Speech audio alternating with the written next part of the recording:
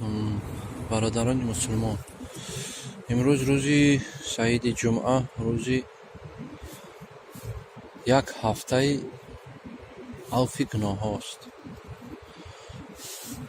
Мегӯяд ки ба касе ки агар дар рӯзи ҷумъа намоз бихона, як ҳафта гуноҳаша худованд авф мекунад. Аи ҷумъа то ҷумъа гуноҳаша авф мекунад.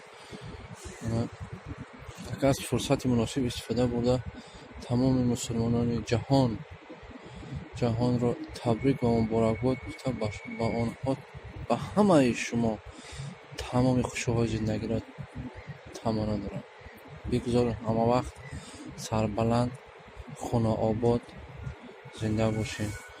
ҳеҷ вақт дар байни ёру рафиқ хештабор хор набошед. худованд нигаҳбонтон бошад. Дар паноҳи худо бошед. Зинда бошед.